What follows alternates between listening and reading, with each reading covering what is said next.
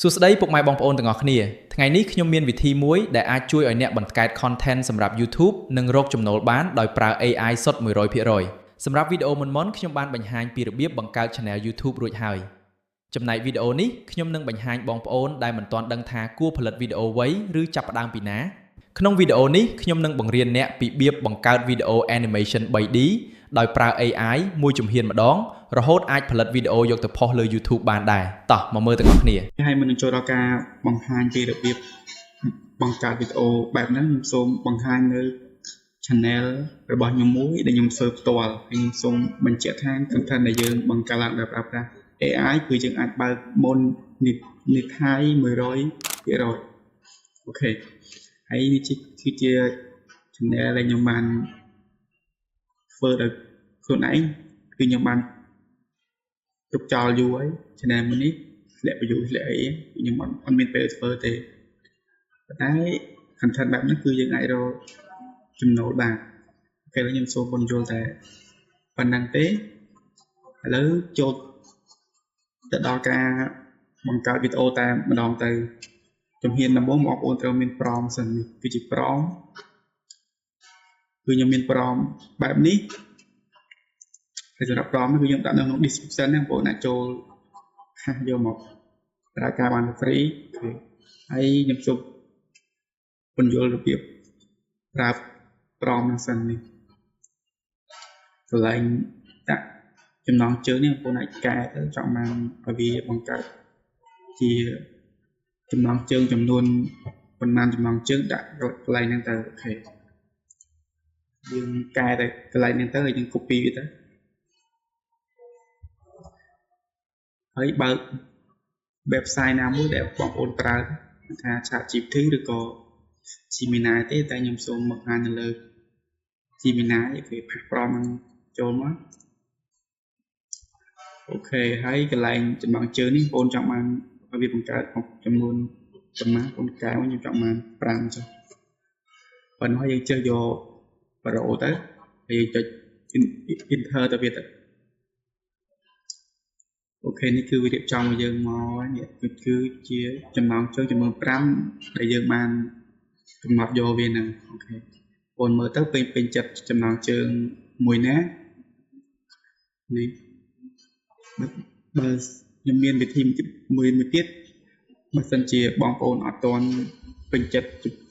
ចំណងជើងទាំង5នោះទេបងប្អូនអាចបន្ថែមទៀតមកអូខេទេបន្ថែមចំណងជើងបងប្អូនចង់បានដូចជា10ឬក៏5ទៀតមកហើយចុច enter ទៅវាបន្តទៀតទៅវានឹងរៀបចំមកយើងបន្ថែមទៀតហើយអូខេប៉ុន្តែឥឡូវខ្ញុំសូមខ្ញុំយកឧទាហរណ៍ខ្ញុំសូមយករឿងណាមួយអូខេខ្ញុំសូមយកលេខ4នេះចុះនេះ copy លេខ4ហ្នឹងមកឧទាហរណ៍ឲ្យបងផាសមកក្រោមហើយយើងដាក់ចំនួននាទីដែលយើងចង់បានពួកដាក់ដកឃ្លាតិចមកហើយដាក់ញ៉ាំមិញកដោមកហើយដាក់ឧទាហរណ៍ខ្ញុំដាក់3នាទីទៅបានហើយ enter វាទៅ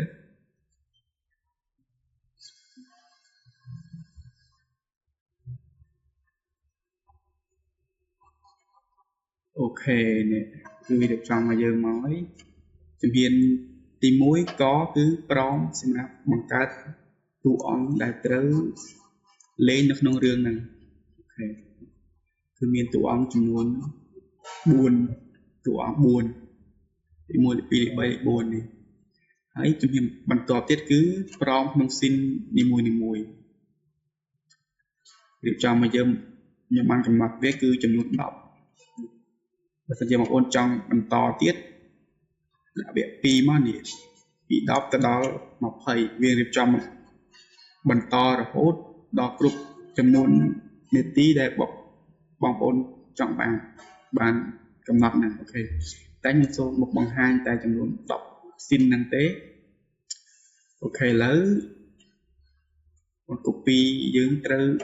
បង្កើតនៅ prompt សិន prompt តួអង្គសិន copy កន្លែងនេះមក prompt តួអង្គ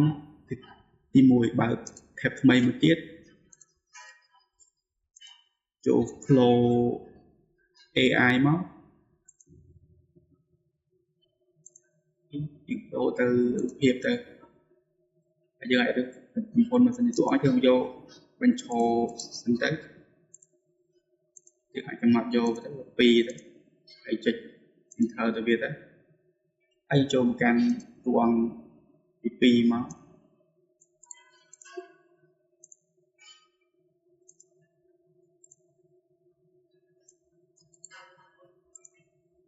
ហើយទៅបងបង្កើតតួអង្គឲ្យអស់ទៅតែតួអង្គក្នុងរឿងដែលតួអង្គនៅក្នុងរឿងនោះមានប៉ុន្មានតួអង្គបង្កើតទាំងអស់ហ្នឹងទៅខ្ញុំឥឡូវខ្ញុំសូមបង្កើតតួអង្គទាំងអស់ហ្នឹងសិនអូខេនេះគឺជាប្រមនៅក្នុងរឿងរបស់ខ្ញុំគឺមានតួអង្គចំនួន3ហើយតួអង្គទី1ទូមាន1អូខេហើយបើសិនជាតួអង្គទាំងអស់បងប្អូនពីបង្កើតមក2បងប្អូនពេញចិត្តយកមួយណាឥឡូវនេះខ្ញុំពេញចិត្តយកខ្ញុំចោលយកនេះមួយតួអង្គរបស់យើងមួយតួអង្គ2នេះចាញ់មកយកមួយនេះលុបចោលមួយទៅនេះ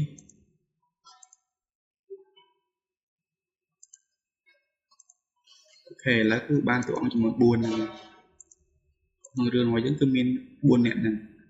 ឡូវចូលទៅដល់ scene ទី1ខគឺចាប់ដើមមកចូលដល់ scene នេះ scene នីមួយៗហ្នឹងចាប់ខនេះគឺតួអង្គដែល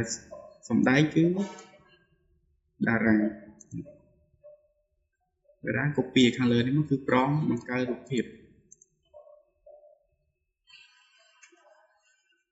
អូខេផាសចូលកន្លែងនេះមក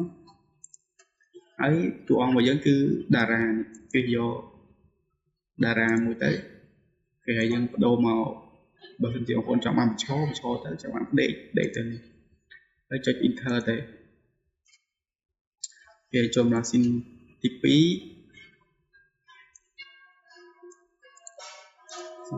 គឺតួអង្គដែលសម្ដែងគឺតារានិងលោកតាសុកពីហ្នឹងមក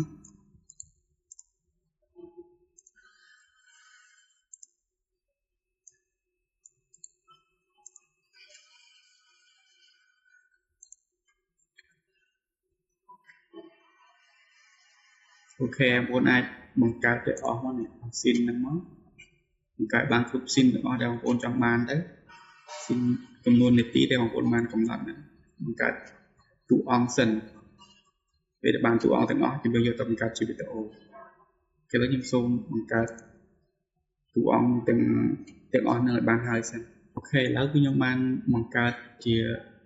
ប្រងបង្កើតតួអង្គគឺបានគ្រប់ស៊ីនទាំងអស់ហើយខ្ញុំចង់បានបងប្អូនអាចពិនិត្យមើលបានគឺគ្រប់គ្នាទាំងអស់គឺតួអង្គអត់បដូរតួអង្គនៅតែដដែលគ្រប់គ្នាទាំងអស់ដោយសារតែយើងបានកំណត់នឹងបញ្ជាក់ច្បាស់ថាក្នុងស៊ីននីមួយៗមានតួអង្គណាខ្លះលេងគឺមានហើយពេលយើងបង្កើតរូបភាពយើងគ្រាន់តែគ្រីសយកតួអង្គណាដែលត្រូវសម្ដែងទៅនេះថាវគ្គទី1មានតួអង្គយាយចាស់នេះក៏តួអង្គតានេះក៏តួអង្គតារាអញ្ចឹងយើងគ្រីសយកពីហ្នឹងទៅវានឹងបង្កើតរូបភាពឲ្យយើងបានស្អាតហើយអូខេឥឡូវដល់ពេលដែលយើងបានរូបភាពនឹងគ្រប់ស៊ីនទាំងអស់ហើយក៏ធ្វើការ download វាទៅថាមកនេះយើងឆ្លាញ់មួយណានេះយកអានេះមួយទៅអាហ្នឹងទី1អូ save រកកន្លែងទុកណាមួយទៅតាមបងគេថា zero ដាក់លេខ1មកដើម្បីយើងងាយស្រួលពេលយើងយកទៅបង្កើតអត់គឺយើងងាយស្រួលរកអូខេនេះ2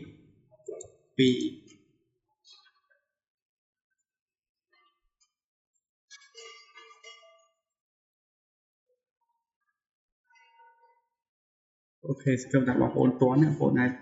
ធ្វើការ download វាទាំងអស់ទៅគ្រប់ស៊ីនទាំងអស់ហ្នឹងទៅដើម្បីយើងយកទៅបង្កើតជាវីដេអូអូខេ download វា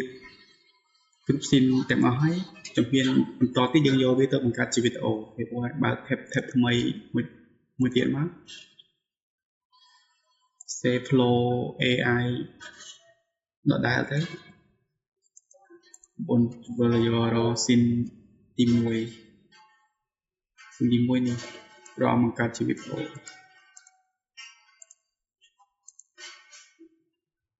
ដាក់ចូលមកពេលនេះយើងបដូរទៅជាវីដេអូវិញទៅនេះដាក់ជាមួយបានហើយយើងអាចដាក់8ឬក៏10 second ទៅនេះទៅបងប្អូនយកអាខាងលើនេះមកយើងអាចកំណត់នាទីបាននេះយកអានេះគឺយើងអាចកំណត់នាទីបាននេះបងយកខាងលើហ្នឹងទៅអាចតាមបាន8ឬក៏10ខ្ញុំសម្រាប់តែ8បានហើយតែផាសប្រមនេះចូលមកហើយយើងដាក់ស៊ីនទី1មកស៊ីនទី1ហើយចុចរងចាំវាពេញសិនមកអូខេទៅនេះគឺបងប្អូនគឺគ្រាមកហើយសម្រាប់ flow នេះគឺយើងអាចប្រើបានដោយ free ទេមួយថ្ងៃគឺវាអាចបើសិនជាបងប្អូនធ្វើ Gmail ហ្នឹងយើងប្រើយូរហើយមួយថ្ងៃគឺវាឲ្យយើង50 credit បើសិនជា Gmail ថ្មីដែលយើងអត់ដែលបង្កើតវីដេអូពីមុនមកទេវាអាចឲ្យយើង150 credit ក្នុងមួយថ្ងៃហើយថ្ងៃស្អែកវានឹងពេលយើងប្រើអស់ថ្ងៃស្អែកវានឹងបង្កើតឲ្យយើងទៀតហើយអូខេឥឡូវទៅពេលយើងដាក់រូបភាពដាក់អីចូលហ្នឹងហើយយើងចុច enter ទៅវានឹងបង្កើតជាវីដេអូឲ្យយើងអូខេនេះគឺជាវីដេអូដែលខ្ញុំបានកាលពីព្រេងនាយមានភូមិមួយជួបគ្រោះរាំងស្ងួតអូខេហើយនិយាយបើសិនជាសំឡេង voice over នេះវាវែងពេកបងប្អូនអាចយកវាទៅបង្កើតជាសំឡេងនៅក្នុង website ណាផ្សេងក៏បានដែរក៏បងប្អូនអាចយកអាហ្នឹងក៏បានដែរកាលពីព្រេងនាយមានភូមិមួយជួបគ្រោះអូខេឥឡូវយើងបានវីដេអូទី1ហើយគឺការ download វាទៅហើយវីដេអូទី1ដាក់លេខ1ទៅអូខេឥឡូវចូលទៅកាន់វីដេអូប្លង់ទី2នេះ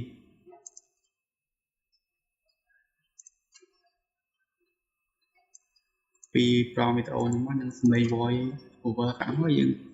គ្រីយករូបភាពហ្នឹងមកយើងចុច enter ទៅហើយខ្ញុំសង្ឃឹមថាបងប្អូនអាចទាន់ហើយសម្រាប់ការបង្កើតជារូបភាពក្នុងប្លង់នីមួយៗការបង្កើតជាវីដេអូនិងរបៀបយកប្រមមកប្រើបង្កើតជារូបភាពអីបែបម៉េចនេះគឺខ្ញុំបានបញ្យល់រំអិតច្បាស់ហើយអស់ហើយគឺថាបងប្អូនអាចធ្វើបានទេប៉ុណ្ណឹងឥឡូវខ្ញុំសូមបង្កើតវីដេអូហ្នឹងឲ្យហើយសិនហើយជំរាបទៅក្រោយយើងយកវាផ្គុំនៅក្នុង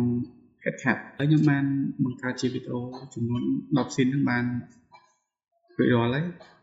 ហើយបងប្អូននៅពេលបងប្អូនបានបង្កើតហើយបងប្អូនធ្វើការ download វាមកគឺជាវីដេអូដែលខ្ញុំបាន download ហើយចំនួន10 scene បងប្អូនធ្វើការបង់លេខវាលេខ1លេខ2លេខ3ទៅតាម scene នីមួយៗដែលយើងបានយកមកបង្កើតដើម្បីឲ្យវាងាយស្រួលកុំឲ្យច្រឡំគ្នា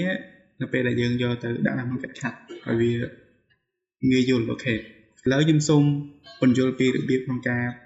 ប្រើប្រាស់ flow AI ឲ្យវានិយាយខ្មែរបានច្បាស់អូខេចំណុចសំខាន់គឺស្មាត់បែឥឡូវយើងចង់បង្កើតជាវីដេអូនេះយើងដាក់លេខវីដេអូនឹងមកបើសិនជាទី2វានៅខាងនេះបងប្អូនធ្វើការដូរវាមកជាប់ជាមួយនឹងវីដេអូនេះគ្រឿងផ្សំអូខេតែហ្នឹងគឺវាជាចំណុចសំខាន់ដែលយើងឲ្យ flow AI វានិយាយខ្មែរបានច្បាស់អូខេហើយជាចំណុចសំខាន់ដែរប៉ុណ្ណឹងអូខេហើយចំណុចមួយទៀតខ្ញុំសូមបញ្យល់មួយទៀតសម្រាប់ក្នុងស៊ីនីមួយនេះបើសិនជាបងប្អូនយកទាំងព្រមបង្កើតជារូបបង្កើតជាវីដេអូនិងជាទាំងសំឡេង voice over យកទៅបង្កើតជាវីដេអូនេះឧទាហរណ៍បែបនេះនៅពេលដែលយើងចង់បង្កើតជាវីដេអូវាអាចនឹងអត់បានជាវីដេអូល្អទេវាអាចនឹងនិយាយខ្មែរអត់ទៅបានច្បាស់ទេចំណុចដែលសំខាន់បងប្អូនគួរតែនេះទៅនេះយកតែព្រមជាវីដេអូនេះបានសំឡេង voice over ជាភាសាខ្មែរនេះបងប្អូនអាចប្រើ website ដើម្បីបង្កើតជាសំឡេងផ្សេងទៅដើម្បីឲ្យហើយយើងយកមកគុំគ្នាទៅប៉ុន្តែបង្កើតចេះបានដែរប៉ុន្តែវាអាចនឹងបង្កើត 2-3 ដងទើបបានវីដេអូមួយដែលល្អអញ្ចឹង thấy bây giờ nhung trong trap từ dương phạt thếวันนี้ต้องซิมนิมุยnó ở việc bằng cách chia video ở dân sân hay chừng do từ bằng cách chia sầm lên nâu về cái đầu khi nó nhung số control tại và năng tế rồi bằng ôn nó về đầu bằng ôn cặp video hay được bằng ôn bảo khét khát mà có thể lớn video này bàn nhé một ai đạp mưa tới thì mình đã កាលពីព្រេងនាយមានភូមិមួយជួបគ្រោះរាំងស្ងួតយ៉ាងខ្លាំងនៅទីនោះមានក្មេងស្រីកំព្រាម្នាក់ឈ្មោះថាតារាដែលពូកែខាងត្បាញសូត្រថ្ងៃមួយលោកតាសុកបានដើរមកប្រាប់តារាថាអូខេបើបងប្អូនគិតថាទាំងសំឡេងនិយាយនឹងចលនាបានល្អហើយបងប្អូនមកបង្កើតតែម្ដងទៅគឺបានតែបើសិនជាគិតថាវាអត់ល្អទេបងប្អូនអាចបង្កើតជាសំឡេងផ្សេងទៅបង្កើតជាវីដេអូដាច់ដោយឡែកទៅបង្កើតជាសំឡេងផ្សេងដើម្បីវាល្អអូខេបងប្អូនអាចមើលទៅគឺរបៀបបង្កើតគឺមានតែអាចគុំវាឲ្យល្អទៅឲ្យថែម effect ថែមសំឡេង background ថែមអីទៅនេះហើយសម្រាប់ប្រើ effect ក្នុង CapCut គឺខ្ញុំបានមានវីដេអូបង្ហាញពីរបៀបប្រើមុខងារ Pro ក្នុង CapCut នេះគេប្រើវិធី Pro effect Pro នេះបាន Pro នេះយ៉ាងនេះនឹង website នឹងមុខងារផ្សេងទៀតដែលវា Pro ខ្ញុំមានវីដេអូបង្ហាញពីរបៀបក្នុងការយើងអាច save វាបានដែលយើងមិនចាំបាច់ចុច join ឲ្យលុយទេគឺយើងអាចប្រាប់បាន free ខ្ញុំមានវីដេអូបងប្អូនអាចចូលទៅមើលវីដេអូខ្ញុំមុនទៅអូខេឥឡូវខ្ញុំអត់សូមបញ្យល់តែប៉ុណ្្នឹងទេរបៀបបន្ថែមបន្ថយខ្លួនឯងបន្ថែមបន្ថយខ្លួនឯងទៀតទៅហើយនៅពេលដែលខ្ញុំកាត់ហើយខ្ញុំនឹងដាក់រឿងនេះឲ្យបងប្អូនមើលនៅtrongវីដេអូអូខេហើយបើសិនជាការបញ្យល់ឬការបង្ហាញរបស់ខ្ញុំមាននៅចំណុចខ្វះខាតណាមួយក៏សូមអធិស្ឋានផងបើបងប្អូនមើលដល់ចប់សូមកុំភ្លេចចុច Subscribe និងចុច Like ម្នាក់មួយផងនេះបងវីដេអូក្រោយខ្ញុំនឹងបង្ហាញពីរបៀប Upload វីដេអូចូល YouTube ឲ្យបានត្រឹមត្រូវសូមអរគុណកាលពីព្រេងនាយមានភូមិមួយជួបគ្រោះរាំងស្ងួតយ៉ាងខ្លាំងនៅទីនោះមានក្មេងស្រីកំព្រាម្នាក់ឈ្មោះថាតារាដែលពូកែខាងត្បាញសូត្រថ្ងៃមួយលោកតាសុកបានដើរមកប្រាប់តារាថាស្រូវក្នុងស្រែបានងាប់អស់ហើយអ្នកភូមិប្រកាសជាដាច់ពោះមិនខានតារាឮសូរដូច្នេះក៏មានក្តីសោកសៅយ៉ាងខ្លាំងនាងអាណិតអ្នកភូមិតែមិនដឹងថាត្រូវជួយពុកខ្នោះដោយរបៀបណានោះតែដោយក្តីអស់សង្ឃឹមតារាបានដើរចូលទៅក្នុងព្រៃជ្រៅនាពេលព្រលប់ដើម្បីស្វែងរកវល្លិមកត្បាញបន្តនឹងស្រាប់តែនាងបានប្រទះឃើញរូងភ្នំមួយដែលមានពន្លឺចាំងចេញមកនោះគឺកីត្បាញបុរាណមួយដែលមានពន្លឺទិព្វនាយពេលតារាលូកដៃទៅប៉ះកីត្បាញនោះពន្លឺពណ៌មាសក៏បានខ្ទាតចេញមកធ្វើឲ្យនាងមានអារម្មណ៍ថានេះមិនមែនជារបស់ធម្មតាឡើយនាងបានសាកល្បងអង្គុយត្បាញចុងគួរឲ្យអស្ចារ្យណាស់អ្វីដែលនាងត្បាញចេញមកមិនមែនជាសូត្រទេតែវាគឺជាពពកដ៏ស្រទន់តារាមានសេចក្តីត្រេកអរយ៉ាងខ្លាំងនាងបានរមៀលពពកវេទមន្តនោះយកវាមកផ្ទះនៅកណ្ដាលអាធ្រាត្រដោយក្តីសង្ឃឹមពេញបេះដូងរបស់នាងពេលទៅដល់ភូមិតារាបានឡើងលើដំបូលនៃផ្ទះរួចបោះពពកទឹកនោះទៅលើមេឃដែរពពកក៏រីកធំឡើងពេញផ្ទៃមេឃភ្លៀងធ្លាក់យ៉ាងជោគជាំចាស់អ្នកភូមិភ្ញាក់ពីគេងអបអរសាទរបែរគ្រោះរាំងស្ងួតត្រូវបោនបំផុតដោយសារពពករបស់តារានៃ